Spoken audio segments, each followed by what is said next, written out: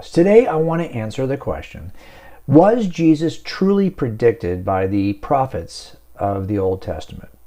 Some people reject some of the predictions, some of the prophecies they don't think are valid. Well, I'm going to examine those with you in a talk from my upcoming book, Person of Interest. Actually, it's available right now online, everywhere that books are sold. At a conference I did where we're just talking about the fuse of prophecy that leads up to the appearance of Jesus. Enjoy. Look, I've had cases where, a guy commits a crime and it turns out that not everyone was surprised that he did it.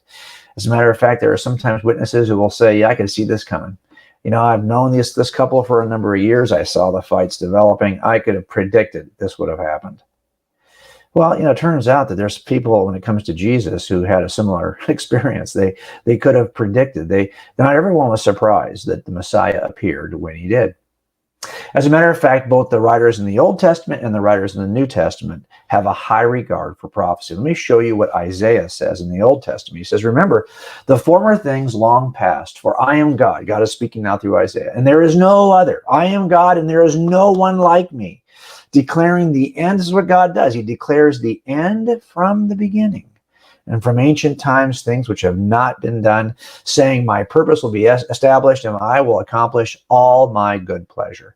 So the ancients before Jesus knew that God had the ability to predict the beginning from the end, from the beginning.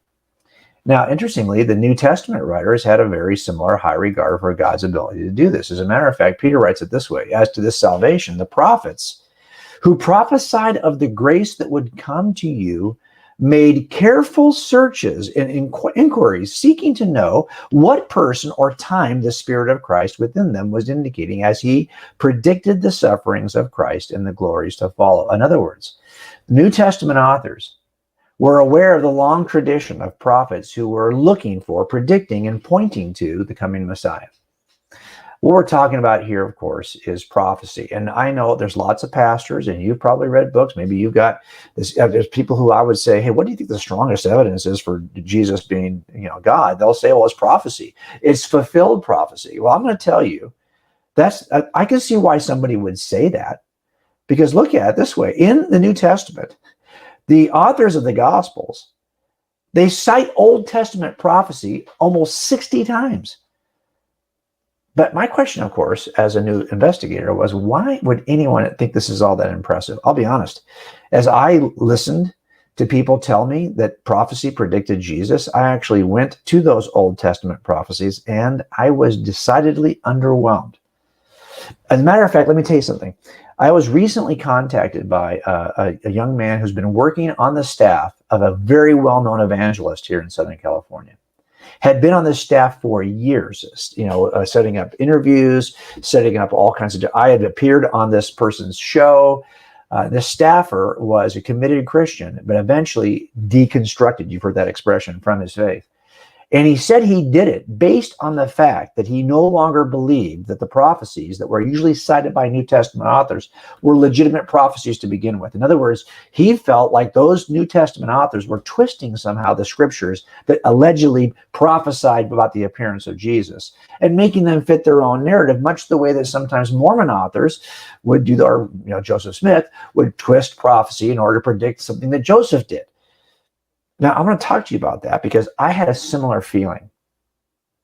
Let me just, before I begin to kind of show you what I'm talking about, let me just kind of walk you through a couple of things that I have learned as an investigator that will help us to discover if the prophecies of the Old Testament are really all that powerful. First of all, it's not unusual for us to work cases in which we have an informant who will tell us something about the crime. He has some inside information, he or she, and they will tell us something. And there is actually a legal definition of what these kinds of informants are. And I'll read it to you, okay? A definition of an informant is a person who has a history or track record of providing accurate information to officers. If qualified as a tested informant, he or she will be presumed reliable unless there is reason to believe otherwise. In other words, this is according to a Supreme Court case.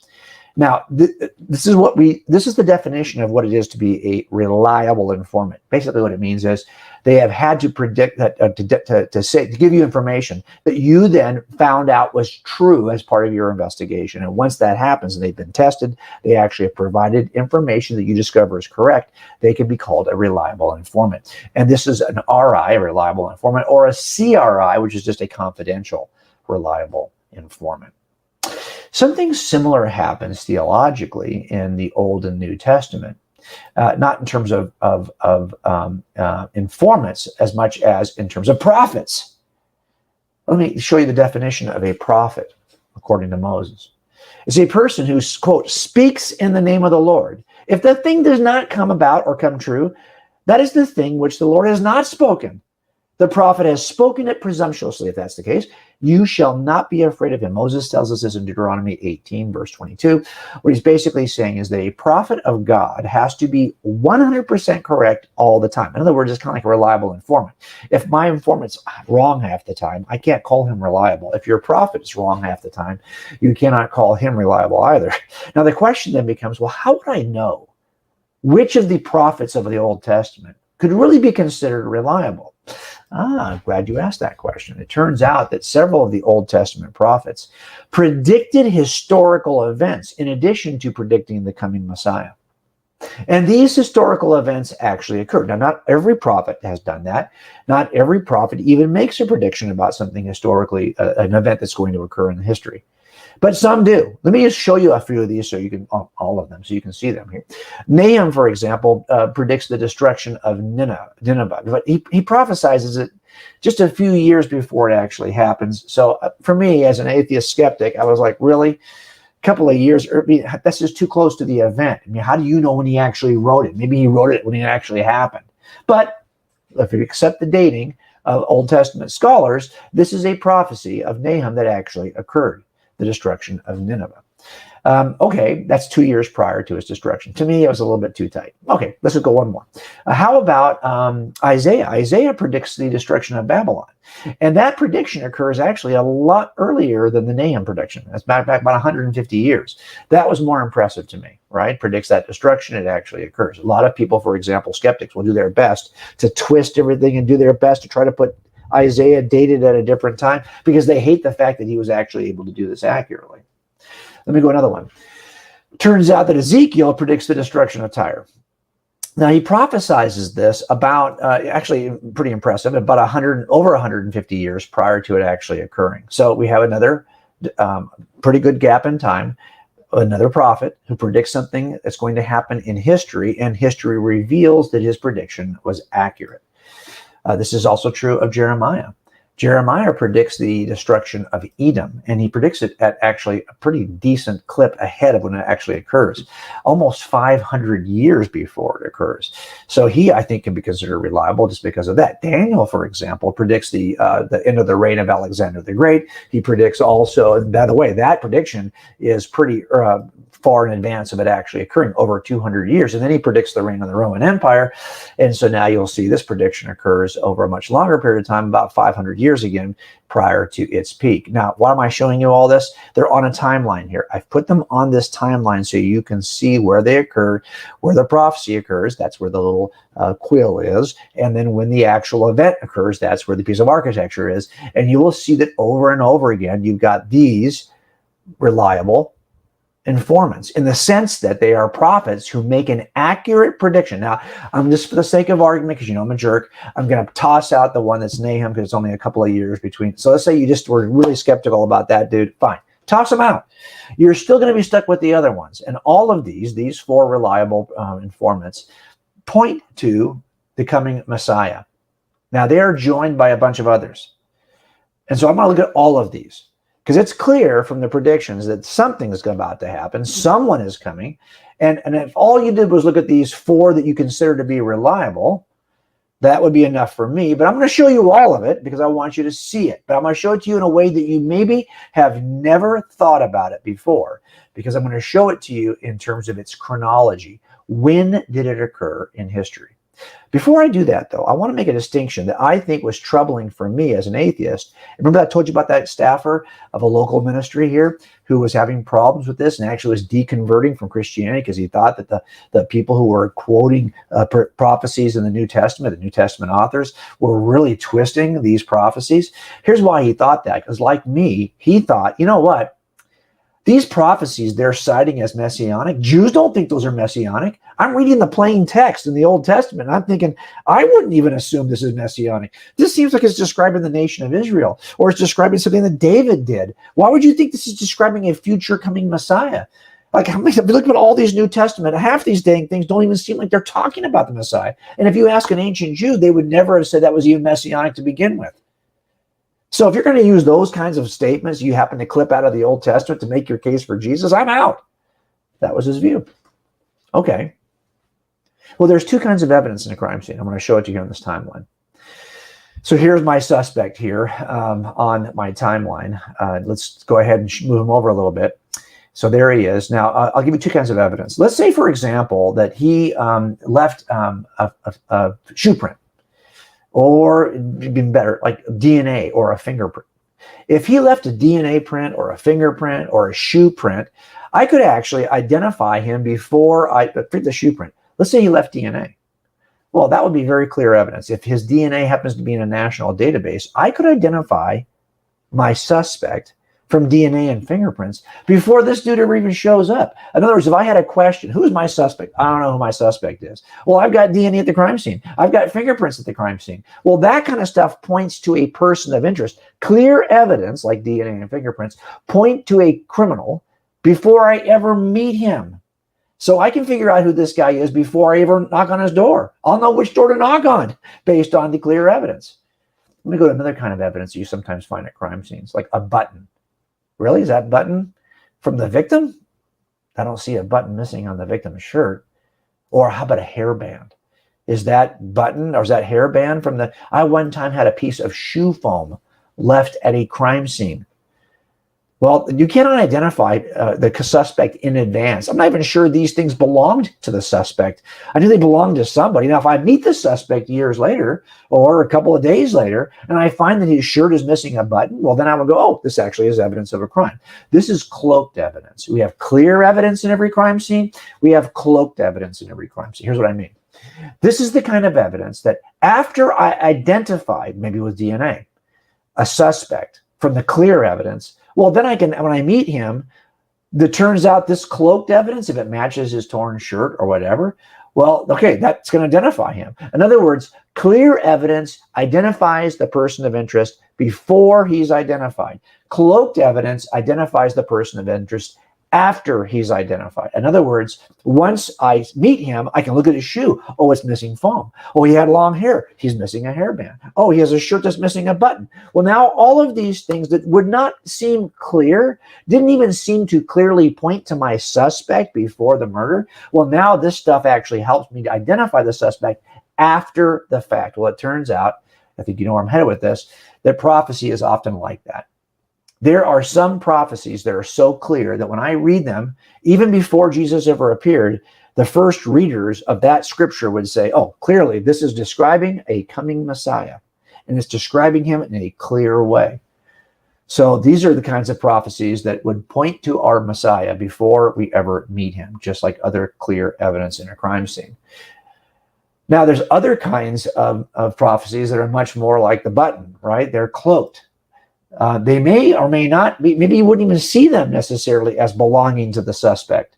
But after you meet the suspect, you'll find out, actually, you know what? Those things match the suspect. They identify him after the fact. So once again, clear evidence points to the suspect beforehand. Cloaked evidence confirms the suspect after the fact. Keep this in mind, because this is a huge, I hope it opens your eyes a little bit, because what typically I see happening is people who are making a case for Jesus from prophecy, they lump these two kinds of prophecies together. And then we're looking at it and thinking, this is lame. Why should I trust any of your prophecies when half of them seem like they're not that clear? They're all cloaked. You can make anyone look like the fact after the fact. You can make anyone look like a suspect, right?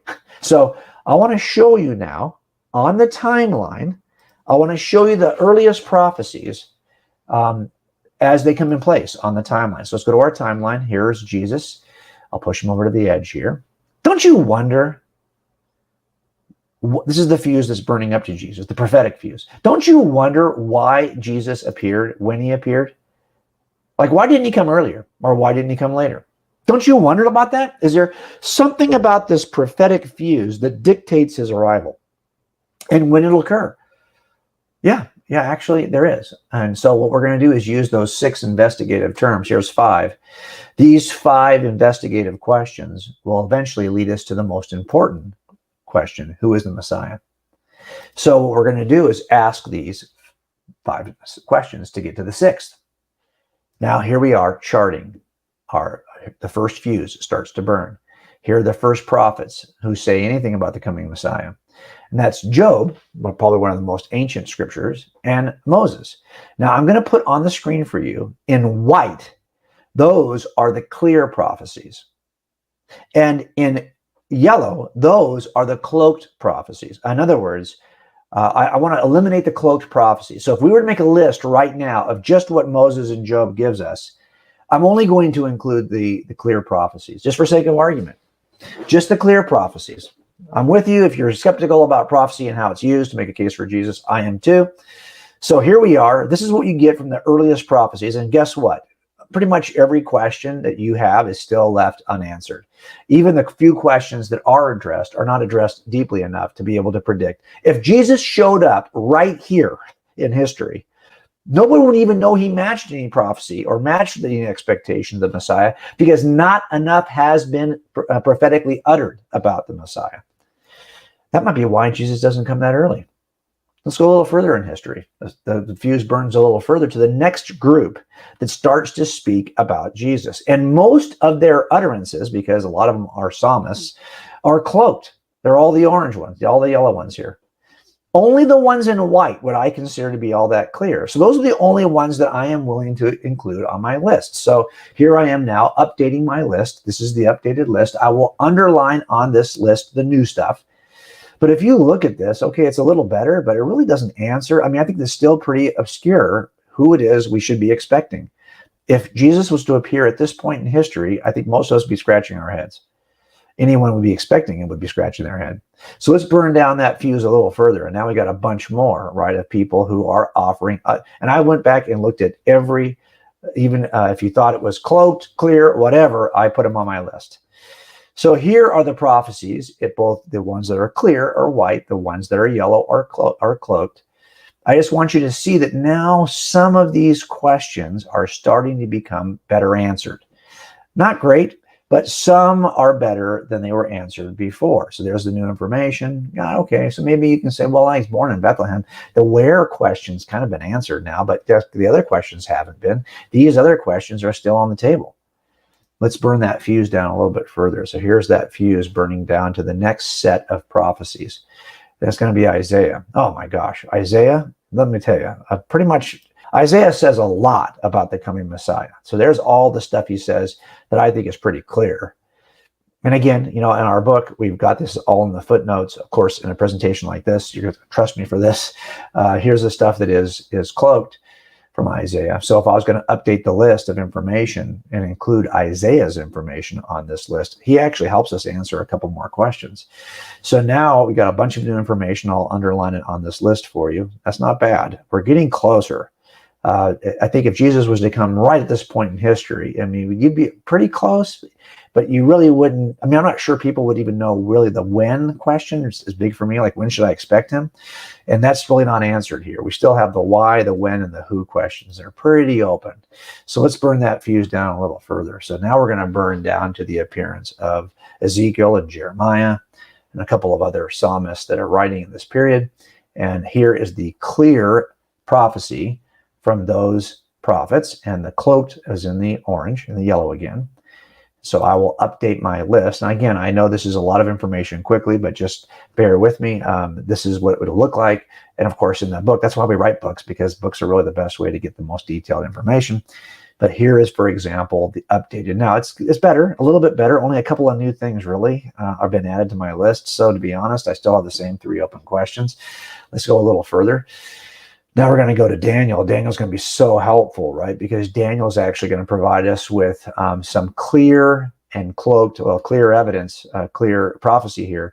And I'm going to just focus on the bottom half of your screen here. It's Daniel that's going to tell us, give us a pretty tight range. He says this Messiah is going to come between the decree that's going to be issued to rebuild Jerusalem. Now we can kind of get an idea when that would happen in history, from history itself. And then he'll appear also, though, before the temple is destroyed.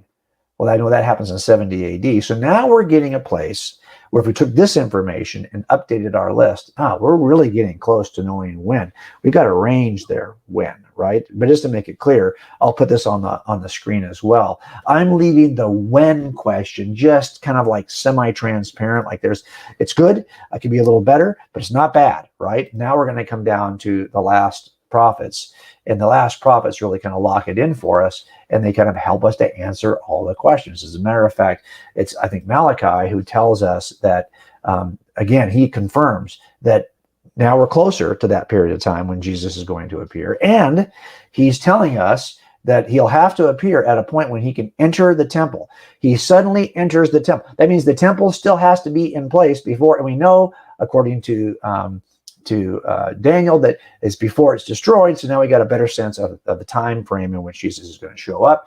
So I'm just going to update my list of characteristics of the Messiah. And now I actually think that every question that you could answer has been pretty satisfactorily answered. And now you kind of see why history is aligning to a point when really the only open question is the who question. And if you got all the other questions answered, it's much easier to answer the who question. So let's go take a look at our Jesus right now. And remember, we're going to look at 2 kinds of prophecies. Clear prophecies, I'll put those on the left, and cloaked prophecies, we'll put those on the right. So let's take a look at our clear prophecies. Not bad. These are clear prophecies that point to Jesus. Now I think there's enough here to identify Jesus. But if there wasn't, you could always look back in hindsight and ask the question, well, what do the cloak prophecies say? And the cloak prophecies really lock it down. But I get it. You might say, I don't like all those cloaked prophecies. I don't trust them. Well, yeah, but that's the whole point. You would allow a crime scene investigator to examine evidence that's in a crime scene that's cloaked and actually matches his shirt afterwards. That's still in the game. That makes sense that you would allow that. Why would you not allow that here? Many times the authors in the New Testament are they're talking about the clear evidence, but then they're also saying, hey guys, we found a button and the button happens to match the cloak, the shirt. So they're showing you cloaked evidence. That's legitimate. It's legitimate in every crime scene. Do not let the fact that some is cloaked and some is clear. This stuff that's cloaked, that button, that hairband, that piece of shoe foam, that stuff matters. Not only that, it turns out that there's a lot of this cloaked stuff is actually just a repeat of the stuff that's in the clear evidence. So I'm going to cross that stuff out. This is the stuff that's actually on the clear side. So you could remove it from the cloak side. Because you don't really need it. So this is really the only stuff on the cloak side that we're including anyway. And I think if you look at all that stuff, you're going to find that Jesus of Nazareth is the best candidate for the who question. And look, if you said, Jim, I'm only willing to consider the reliable informants. Okay, well, it turns out that the reliable informants, if just Isaiah really tells you enough to lock down Jesus. That's a pretty robust description of Jesus just from Isaiah. Okay, and if you look at the other 4 that are there, well, it turns out the other 4 give you, or the 3 rather, give you a bunch more stuff that is helpful. So if you just, it's like, I'm only going to look at the clear evidence from the 4 reliables, you would have enough, I think, to make the case that Jesus actually fits it. So let's go back and take a look at our timeline again. So if you look at these are the prophets that are pointing toward a person of interest, and it's clear that there's a person of interest coming. a redeemer, a restorer, a Messiah, a Savior is coming. And they are pointing, but who is the Savior? Well, they're pointing to someone, and it turns out there's a reason why this Savior comes when he does. Because as that prophetic fuse is burning down toward the appearance, the end of the BC, or the BCE, before the Common Era, and the beginning of the Common Era, these questions are being answered in that sequence until finally the only question left to answer is the who question. I hope that helps you to see why I clarify and try to separate cloaked from clear prophecies. I actually think that this helps us to better understand how the evidence can be used to assemble a case for Jesus. And do I think that case is persuasive? Yes. You can read more about it in my new book, Person of Interest. And for those of you who are interested in purchasing it, you can go to our website at personofinterestbook.com. I'll see you here next week at Cold Case Christianity.